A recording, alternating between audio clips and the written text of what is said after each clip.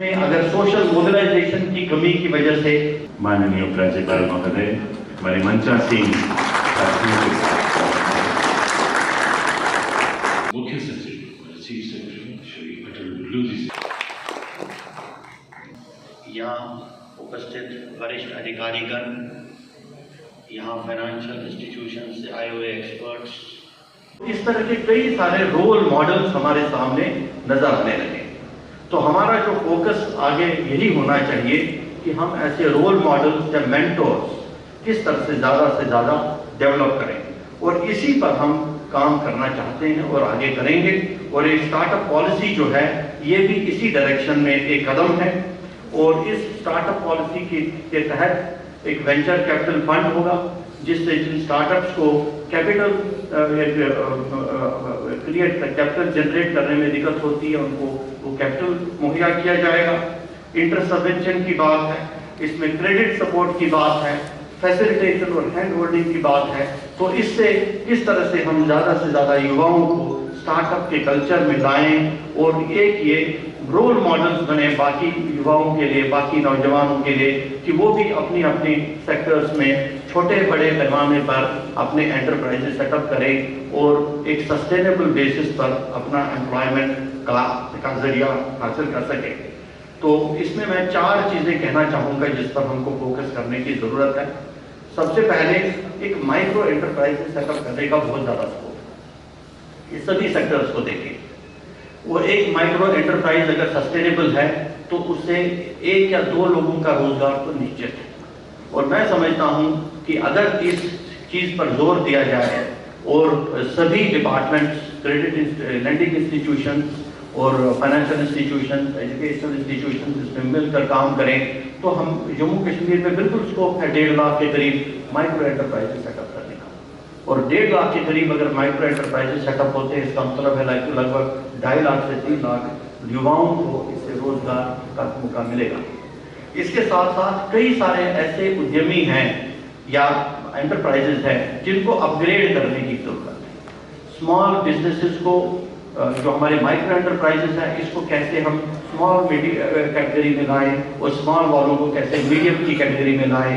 तो उसके लिए उनको कैपिटल सपोर्ट चाहिए, वेंचर कैपिटल फंड की सुविधा, उनको क्रेडिट गारंटीज की सुविधा, उनको क्रेडिट मुहैया करने की सुविधा, उनको हैंड होल्डिंग और फैसिलिटेशन की सुविधा। अगर ये डेवलप किया जाए तो मुझे लगता है कि कई सारे हमारे, कुछ नहीं तो कम से कम हम यहाँ जम्मू कश्मीर में 10,000 ऐसे एंटरप्राइजेस को अपग्रेड कर सकते हैं जिनको माइक्रो एंटरप्राइज से स्मॉल एंटरप्राइज की श्रेणी में ला सकते हैं और स्मॉल एंटरप्राइज की श्रेणी से मीडियम एंटरप्राइज की श्रेणी में ला सकते हैं। श्रीमान Atal Dulloo ji, commissioner secretary industry and commerce Shri Vikramjit Singh ji, IIM Jammu के director professor VP Sahay, divisional commissioner Jammu Shri Ramesh Kumar ji, MD JK bank Baldev Prakash ji, director industries Arun Nahas ji. Kashmir startup policy के लॉन्च एवं स्टार्टअप समिट के अवसर पर मैं आप सभी का स्वागत और अभिनंदन करता हूं। आज का दिन जम्मू कश्मीर के इंडस्ट्रियल सेक्टर के लिए मुझे लगता है कि अत्यंत महत्वपूर्ण है और मैं कहूं कि ऐतिहासिक है तो कोई अतिशयोक्ति नहीं है। मैं बात कहना चाहता हूं कि Jammu Kashmir policy 2024 to 2027 innovators, entrepreneurs के सपनों को पूरा करेगी और जम्मू कश्मीर की तस्वीर बदलने का आने वाले दिनों में एक शक्तिशाली माध्यम होगी। मुझे लगता है कि नई स्टार्टअप पॉलिसी युवाओं के इनोवेटिव आइडियाज को वास्तविकता में परिवर्तित करने की जमीन तैयार करेगी। ये नई स्टार्टअप पॉलिसी युवा एंटरप्रेन्योर्स को उनके असीम सामर्थ्य का एहसास भी कराएगी और उनकी तरक्की के नए रास्ते भी बनाएगी। ये नई स्टार्टअप पॉलिसी जम्मू कश्मीर के युवाओं को रोजगार खोजने के बजाय रोजगार निर्मित करने की क्षमता को विकसित करेगी ये नई स्टार्टअप पॉलिसी जम्मू कश्मीर में रिसर्च और पेटेंट की दिशा में भी नई क्रांति पैदा करेगी। ये नई स्टार्टअप पॉलिसी के द्वारा हमने जम्मू कश्मीर में विभिन्न सेक्टर्स के लिए एक महत्वपूर्ण लक्ष्य रखा है, महत्वाकांक्षी लक्ष्य रखा है, जो एक गतिशील इंडस्ट्रियल इकोसिस्टम को बढ़ावा देने की हमारी प्रतिबद्धता को भी रेखांकित करती है। भारत की संस्कृति में जो बात कही गई है, परावृत्यम प्रथमम केंद्रार्थिका विज्ञानम, अर्थात पहले परिधि को मजबूत करिए और फिर केंद्र पर ध्यान दीजिए, फोकस करिए, जिससे बड़ी जनशक्ति प्रभावित हो सके। अभी हमारे सेक्रेटरी इंडस्ट्री ने भी बताया, चीफ सेक्रेटरी लुलू साहब ने भी बताया, आप सबको पता है कि 2021 में नई इंडस्ट्रियल स्कीम भारत सरकार के सहयोग से यहाँ लाई गई थी। यहाँ बिजनेस ट्रेड के इकोसिस्टम की परिधि को उसके कारण मजबूती मिली। उसके सपोर्ट सिस्टम के रूप में हजारों स्मॉल और माइक्रो इंडस्ट्री शुरू हो रही हैं। अनेक युवाओं को बैक टू विलेज और बाकी भारत सरकार और जम्मू कश्मीर प्रशासन की विभिन्न रोजगार योजनाओं में आर्थिक सहायता और हैंड होल्डिंग करके उन्हें इंटरप्रेन्योर बनाने में भी प्रशासन को सफलता मिली है।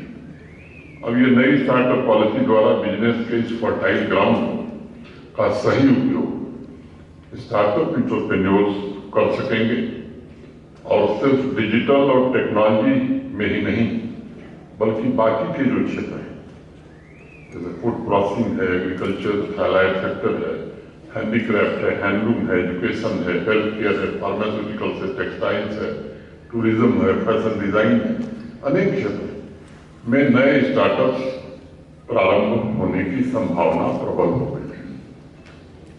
प्रशासन का लक्ष्य एक बढ़िया बेहतर स्टार्टअप इकोसिस्टम के साथ अगले 5 वर्षों में 2000 नए स्टार्टअप शुरू करना है।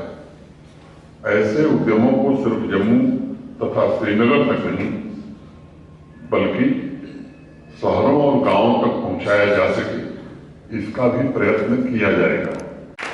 इसमें जम्मू कश्मीर प्रशासन 25 करोड़ रुपए का शुरुआती निवेश करेगा और शेष राशि जुटाने का एक बेहतरीन रोड मैप भी इसमें बनाया गया। एक प्रयास होगा कि मान्यता प्राप्त स्टार्टअप्स को फंडिंग की कोई दिक्कत न हो और सभी इनोवेटर्स इस पहलू से बेफिक्र होकर विकास को गति देने के लिए समर्पित भाव से काम कर सके। आज सभी स्टार्टअप एंटरप्रेन्योर्स के सामने एक बड़ा प्रश्न या सवाल और एक बड़ी चुनौती शुरुआती दौर में सीड फंडिंग की होती है। बिजनेस सफल होने के बाद तो फाइनेंस की सुविधा उपलब्ध कराने वालों की लंबी लाइन खड़ी हो जाती है, लेकिन इंटरप्राइज का पहला चरण चुनौतियों से भरा हुआ होता है। इसका समाधान करने की कोशिश ये नई स्टार्टअप पॉलिसी कर रही है। स्टार्टअप्स के लिए हमारी नोडल एजेंसी JKEDI द्वारा मान्यता प्राप्त स्टार्टअप्स को 4 समान किस्तों में 20 लाख रुपए तक की एक मुफ्त सहायता प्रदान करने की व्यवस्था इसमें की गई है, ताकि आइडियाज को सामर्थ्य मिल सके, इनोवेशन को बढ़ावा मिल सके और जो वायबल बिजनेस मॉडल हैं उन्हें प्रोत्साहित किया जा सके। ये सच है कि आज बिजनेस की शुरुआत से लेकर कस्टमर तक पहुंचने की अवधि यानी उस प्रोसेस का ड्यूरेशन काफी कम हुआ है। स्टार्टअप्स को क्रिएट करने का पूरा प्रोसेस भी पहले की तुलना में फास्ट और कॉस्ट इफेक्टिव भी हो रहा है। अनेक मामलों में हमने देखा है कि आइडिया से स्टार्टअप तक पहुंचने में जो समय लगता था उससे मुझे लगता है कि अब काफी कम समय लग रहा है, लेकिन उसे स्थायित्व देने के लिए मेंटरशिप की बड़ी भारी जरूरत पड़ती है। इस पॉलिसी में वर्ल्ड ओवर स्टार्टअप इकोसिस्टम के सामने आ रही चुनौतियों को ध्यान में रखते हुए मेंटरशिप असिस्टेंस का भी एक प्लान तैयार किया गया है। जम्मू कश्मीर प्रशासन और खासतौर से हमारा इंडस्ट्री डिपार्टमेंट JKEDI के माध्यम से ऐसे स्टार्टअप्स को 10 लाख रुपए का मेंटरशिप असिस्टेंस भी प्रदान करेगा जिनमें सफलता के शिखर को छूने की संभावना है और आवश्यकता पड़ने पर उनके लिए इंटरनेशनल मेंटर्स और ट्रेनिंग की व्यवस्था भी की जाएगी। वर्तमान में भारत सरकार द्वारा पेटेंट से संबंधित सहायता और लाभ आप जानते हैं प्रदान किए जा रहे हैं। इसी दिशा में JKEDI के माध्यम से सभी स्टार्टअप्स को सहायता प्रदान करने की व्यवस्था भी की गई। आज इस बात का भी जिक्र करना मैं आवश्यक समझता हूं कि जिस इंडस्ट्रियल स्कीम का जिक्र हमारे मुख्य सचिव महोदय ने किया है उसके कारण एक अच्छा वातावरण जम्मू कश्मीर में बन गया है इंडस्ट्रियल इन्वेस्टमेंट का। बड़ी संख्या में प्रस्ताव आए हैं, वो प्रस्ताव हकीकत में बदल सके इसका भी शिद्दत से प्रयास हो रहा है।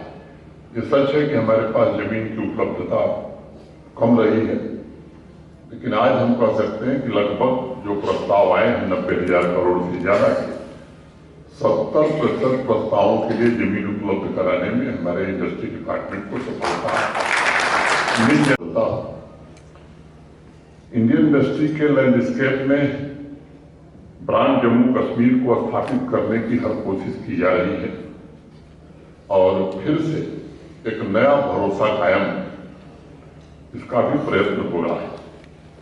नई इंडस्ट्रियल स्कीम के रूप में माननीय प्रधानमंत्री जी ने एक ऐसी प्रोग्रेसिव पॉलिसी उपहार स्वरूप जम्मू कश्मीर को दी जिसका लक्ष्य जम्मू कश्मीर की अर्थव्यवस्था की प्रगति, कारोबार के माहौल में सुधार, मानव संसाधन का निर्माण, रोजगार सृजन और आम आदमी के जीवन में बदलाव लाना था।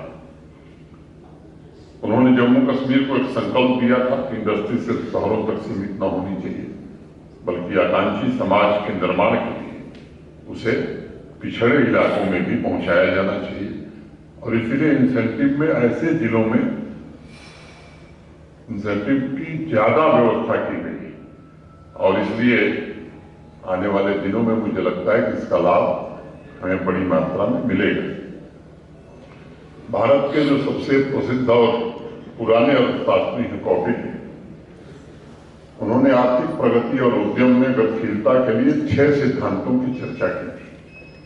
पहला था समन्वयम यानी संश्लेषण, दूसरा था समछंदम यानी समान लय, तीसरी बात उन्होंने कही समाधृतम यानी सामूहिक प्रयास, चौथी बात कही समानी आकुति यानी संसाधनों का उचित आवंटन, पांचवी बात कहा उन्होंने प्रज्ञानार्थनम यानी गणतंत्र की स्थापना और छठवीं जो बात कही अपावृणु वयम यानी सामूहिक संकल्प का उदय। और मुझे लगता है कि जो स्टार्टअप पॉलिसी या इंडस्ट्रियल इन्वायरमेंट को लेकर के जो प्रयत्न हो रहा है, मुझे लगता है कि हमारा इंडस्ट्री डिपार्टमेंट इन्हीं 6 सिद्धांतों को लेकर के आगे बढ़ने की कोशिश कर रहा है और उन्हीं के अनुसार समावेशन पर बल देते हुए स्थानीय उद्यम, कारोबार, नए इंडस्ट्रियल इन्वेस्टमेंट, स्टार्टअप्स के सशक्तिकरण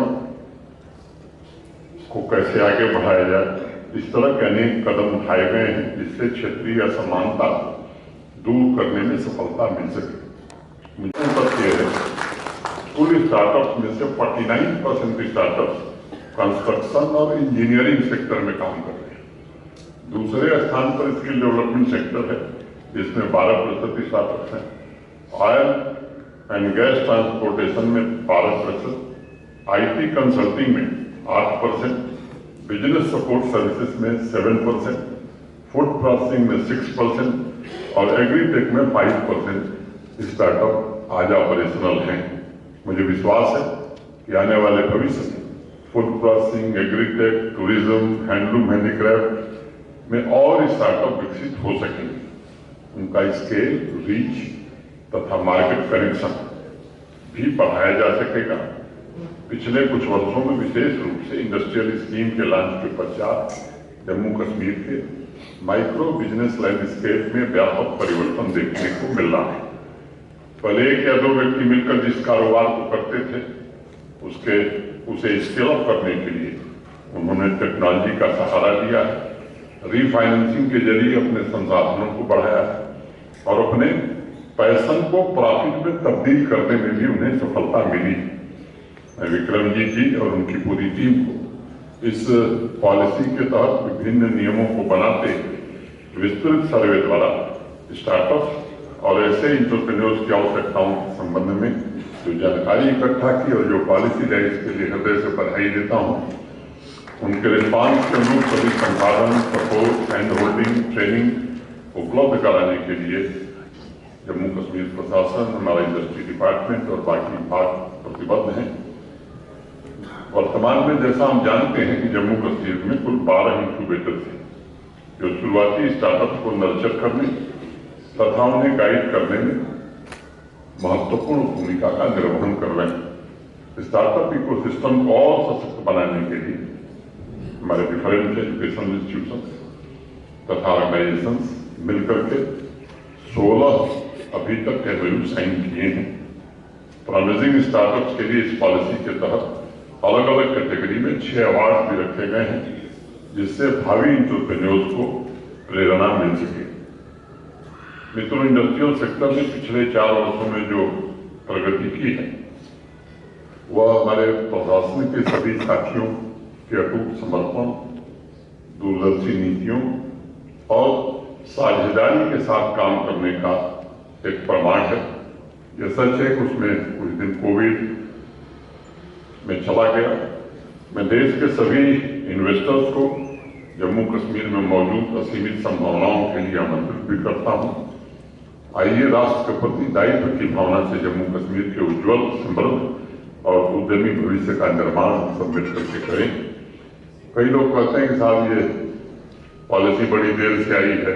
पॉलिसी पहले भी थी, लेकिन फॉरवर्ड लुकिंग पॉलिसी, मैं कहूँ कि एक बेहतरीन पॉलिसी बनाने की जरूरत लंबे समय से महसूस की जा रही थी। काफी मेहनत से इन लोगों ने बनाया है, मैं इनको हृदय से साधुवाद देता हूँ। और अब मुझे लगता है कि एकेडमिक इंस्टीट्यूशंस भी हमारे जम्मू कश्मीर में इस तरह के हैं जो इस पॉलिसी को और आगे ले जाने में हमारी मदद करेंगे। मैं इतनी ही बात कर करके आप सबके प्रति खासतौर से जो बाहर से आए अतिथि हैं उनको विशेष रूप से धन्यवाद देता हूँ। फाइनेंशियल इंस्टीट्यूशंस से मेरा अनुरोध होगा कि इसको हकीकत में हम आगे बढ़ा सकें, अमली जामा बना सकें। इसमें आपकी भूमिका और एकेडमिक इंस्टीट्यूशंस की भूमिका बड़ी महत्वपूर्ण होगी। मेरा आप सबसे अनुरोध होगा कि इस पुनीत काम में आप सब भी पूरा सहयोग करिए। बहुत बहुत धन्यवाद। नमस्कार।